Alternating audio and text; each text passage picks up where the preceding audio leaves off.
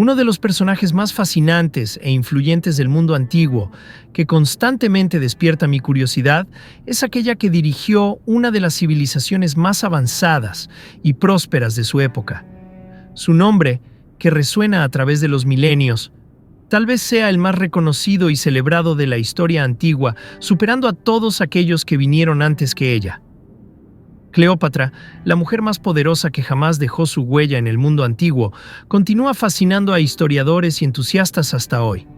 Pero ¿quién era verdaderamente esta figura extraordinaria? ¿Cómo se desarrollaba su vida cotidiana y su reinado? Si, al igual que yo, tienes curiosidad por descubrir más sobre esta personalidad tan significativa e impactante en la historia de la humanidad, acompáñame. Este video presenta un resumen sobre su vida y legado. Para aquellos que desean profundizar aún más y expandir sus conocimientos sobre el contenido aquí presentado, pondré a disposición una selección de artículos académicos y referencias bibliográficas en la descripción del video. Es importante destacar que las imágenes utilizadas en este video fueron parcial o totalmente generadas por inteligencia artificial, sirviendo únicamente como elementos ilustrativos para enriquecer la narrativa. Si posees conocimientos adicionales sobre este tema histórico, estaremos muy agradecidos si puedes compartir sugerencias de libros, artículos académicos u otras fuentes que puedan enriquecer aún más el aprendizaje de nuestra comunidad. Para contribuir con el crecimiento de este canal y asegurar que podamos seguir trayendo contenido histórico de calidad, no olvides dejar tu comentario, manifestar tu apoyo con un me gusta y suscribirte a nuestro canal. Ahora, sin más preámbulos, sumerjámonos en esta historia.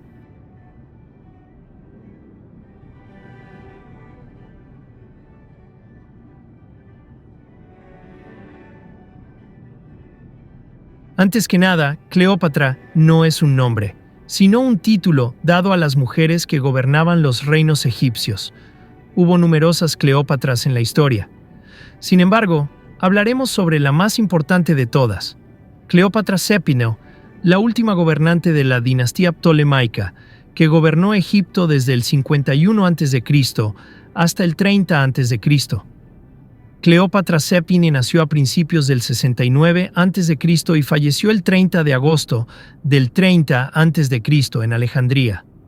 Era hija del faraón tolemaico Ptolomeo XII y de una madre incierta, presumiblemente Cleopatra V Trifena, esposa de Ptolomeo XII, que podría haber sido la misma persona que Cleopatra VI Trifena. Cleopatra V Trifena, madre de la hermana mayor de Cleopatra, Berenice IV Epifanía, desapareció de los registros oficiales algunos meses después del nacimiento de Cleopatra. Los tres hijos menores de Ptolomeo XII, la hermana Arsínoe IV y los hermanos Ptolomeo XIII, Teos Filópator, y Ptolomeo XIV Filópator, nacieron en ausencia de su esposa. Durante su infancia, Cleopatra tuvo como tutor a Filóstrato, con quien aprendió las artes griegas de la oratoria y la filosofía. En su juventud, estudió en el museo, incluyendo la Biblioteca de Alejandría. Se hizo célebre en la historia como amante de Julio César y, posteriormente, esposa de Marco Antonio. Asumió el trono tras la muerte de su padre, gobernando sucesivamente con sus hermanos Ptolomeo XIII, Ptolomeo XIV y su hijo Ptolomeo XV César. Ella se convirtió, como ninguna otra mujer de la antigüedad clásica, en el prototipo de la femme fatale romántica. Cleopatra estaba destinada a ser la última reina de la dinastía macedónica que gobernó Egipto desde la muerte de Alejandro Magno, en 323 a.C., hasta su anexión por Roma en 30 a.C. La dinastía fue fundada por el general Ptolomeo, que se convirtió en rey Ptolomeo I Sóter de Egipto. De ascendencia macedónica, Cleopatra tenía poca o ninguna sangre egipcia. Sin embargo, según el autor clásico Plutarco, fue la única de su casa que se dedicó a aprender egipcio. Por razones políticas, se proclamó como la nueva Isis, título que la distinguía de la reina ptolemaica anterior, Cleopatra III, que también se había declarado personificación viva de la diosa. Los retratos en monedas muestran a Cleopatra con un semblante vivaz en lugar de hermoso, presentando boca sensible, mentón firme, ojos expresivos, frente amplia y nariz prominente. Cuando Ptolomeo XII murió en 51 a.C., el trono pasó a su hijo Ptolomeo XIII y su hija Cleópatra VII. Es probable, aunque no está comprobado, que los dos se casaran poco después de la muerte del padre.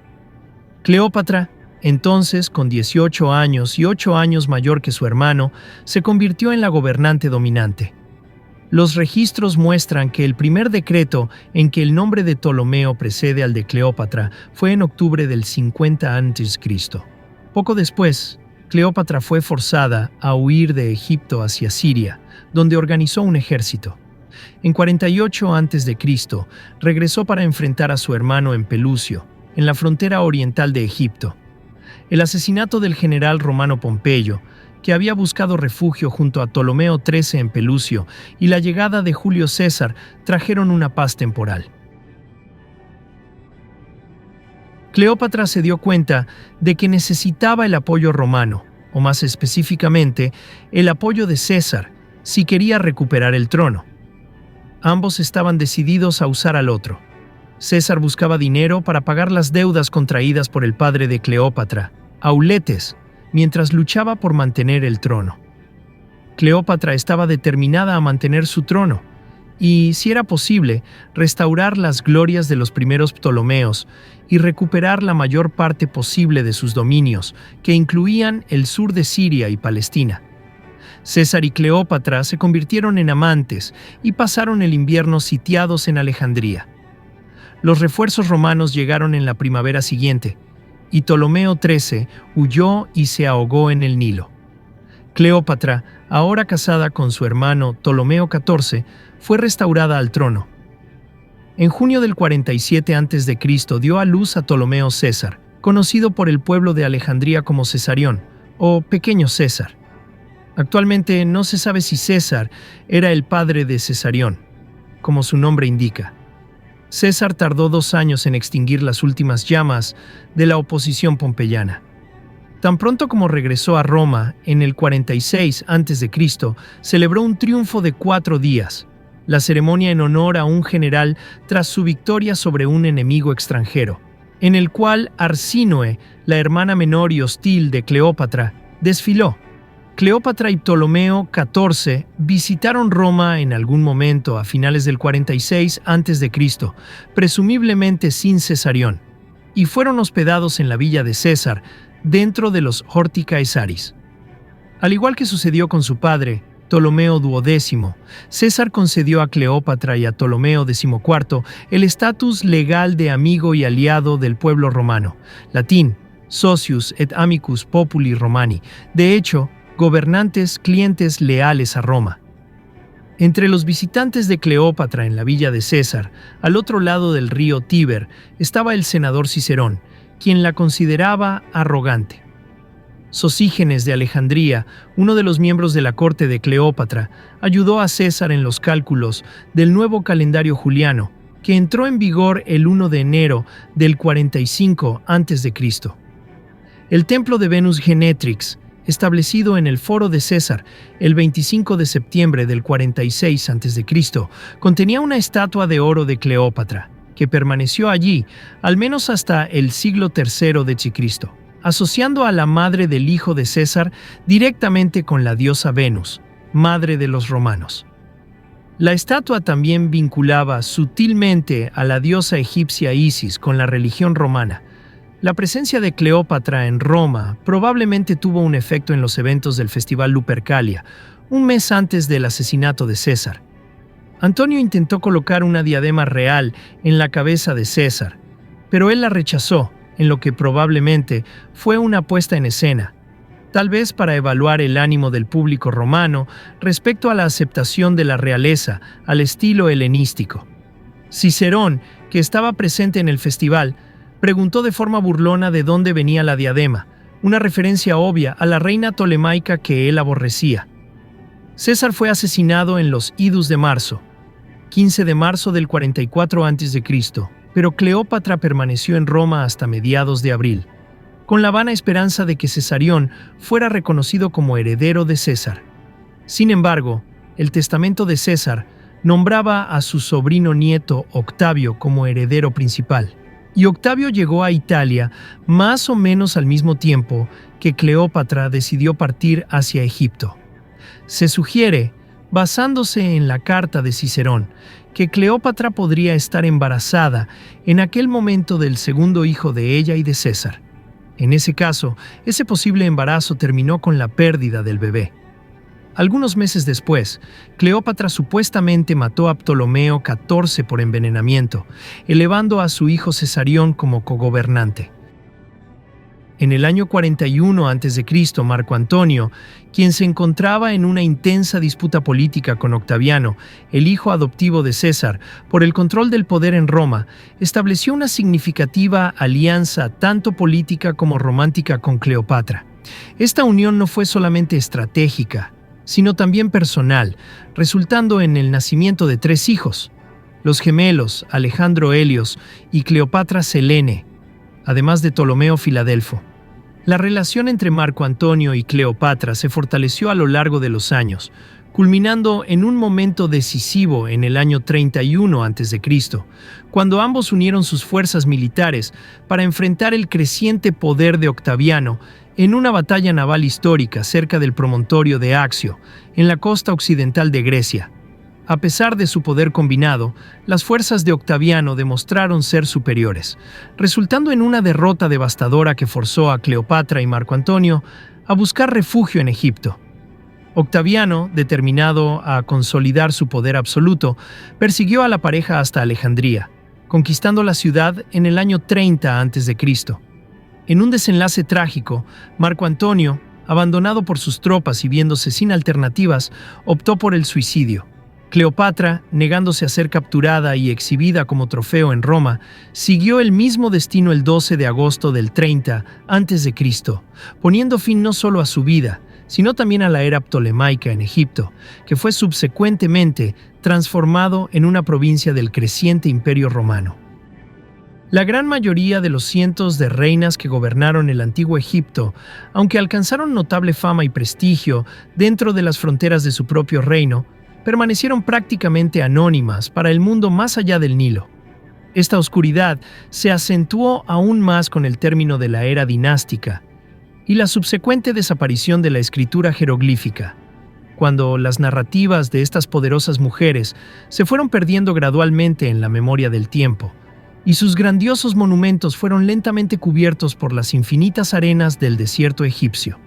Sin embargo, Cleopatra emergió como una excepción notable a este patrón, pues su existencia coincidió con un periodo de extraordinaria actividad literaria y documentación histórica, y sus acciones tuvieron un impacto profundo y duradero en la propia formación y desarrollo del Imperio Romano, haciendo imposible que su historia fuera simplemente olvidada o borrada. Octavio, quien posteriormente sería conocido como Emperador Augusto, demostró una determinación implacable en moldear la narrativa histórica romana, de manera que legitimara y fortaleciera su propia autoridad y derecho al poder. Para alcanzar este objetivo, no solo produjo una detallada autobiografía, sino que también ejerció un riguroso control sobre los registros oficiales de Roma, efectivamente censurando y modificando documentos históricos. La figura de Cleopatra, habiendo desempeñado un papel crucial e innegable en su ascenso al poder, no pudo ser completamente eliminada de los registros, pero su historia fue cuidadosamente preservada como un elemento subordinado a la narrativa principal de Octavio. Sin embargo, esta preservación vino con un precio significativo. La rica y compleja historia de Cleopatra fue drásticamente simplificada y reducida a solo 2 episodios principales: sus relaciones con Julio César y Marco Antonio. En un proceso deliberado de reconstrucción histórica, Cleopatra fue sistemáticamente despojada de su legitimidad política y autoridad como gobernante. En su lugar, emergió una caracterización calculadamente negativa, la de una seductora extranjera que, a través de artificios moralmente cuestionables, buscó corromper y manipular a hombres romanos de carácter supuestamente íntegro.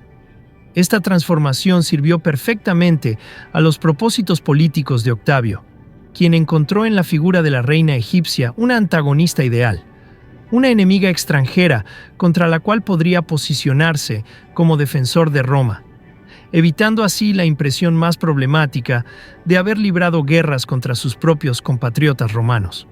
La historia de Cleopatra, indudablemente, posee dimensiones mucho más profundas y matices aún inexplorados, además de aquellos que se perdieron en el paso del tiempo y en las manipulaciones políticas subsecuentes.